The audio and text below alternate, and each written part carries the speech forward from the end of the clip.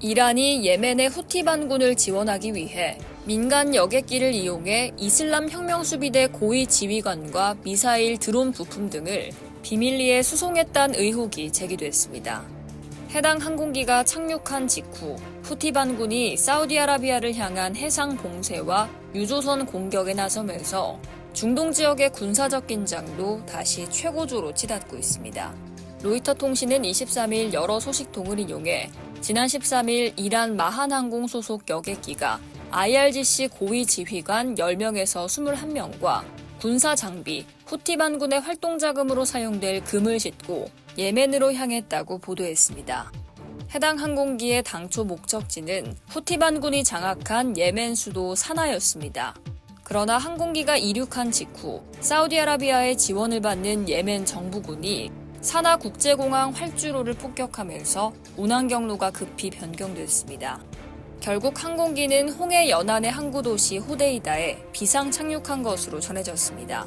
이란 측은 해당 항공편이 인도주의적 목적으로 운항됐다는 입장인데요. 지난 7월 3일 사망한 아야톨라 알리 하메네이 이란 최고 지도자의 장례식에 참석했던 후티 대표단과 이란에서 치료를 받은 예멘인 등 약 200명을 귀국시키기 위한 항공편이었다는 주장입니다. 그러나 복수의 소식통은 귀국 인원 사이에 IRGC 지휘관과 군사 자문단이 비밀리에 탑승했다고 밝혔습니다.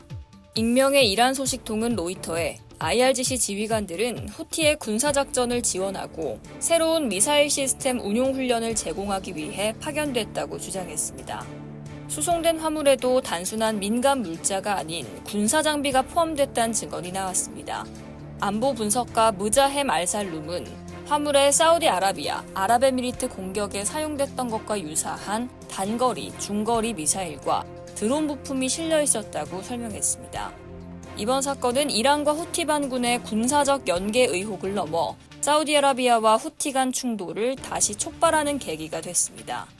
항공기가 호데이다에 착륙한 직후 후티 반군은 사우디아라비아에 대한 해상 봉쇄를 선언했습니다. 이어 지난 22일에는 사우디 유조선 2척을 미사일과 드론으로 공격했다고 발표했습니다. 이에 따라 약 4년 동안 이어졌던 사우디아라비아와 후티 반군 간의 불안정한 휴전도 사실상 막을 내렸다는 평가가 나옵니다. 홍해와 바브 엘만데브 해협을 지나는 상선과 유조선을 둘러싼 위협도 한층 커질 것으로 예상됩니다. 모하마르 알 이리아니 예멘 공보장관은 파견 인력의 임무는 후티의 군사력을 강화해 홍해와 바브 엘만데브 해협의 국제 해상 안보를 위협하려는 것이라고 비판했습니다. 이란이 민간 항공편과 인도주의적 수송을 앞세워 후티의 군사 인력과 무기를 공급했다면 국제 민간 항공 체계를 군사 지원에 악용했다는 논란도 불가피할 전망입니다. 이란과 후티 측은 관련 의혹을 전면 부인했습니다. 당시 항공기에 탑승했다고 밝힌 후티 관계자는 군사 전문가가 파견됐다는 주장은 거짓이며 모든 탑승객은 민간인이었다고 주장했습니다. 에스마일 바가이 이란 외무부 대변인도 지난 20일 테헤란에서 열린 기자회견에서 해당 항공편은 조문단과 환자들을 수송했을 뿐이라며 군사 지원 의혹에 선을 그었습니다. 다만 실제로 IRGC 지휘관과 미사일 부품이 수송됐는지는 독립적으로 확인되지 않았습니다.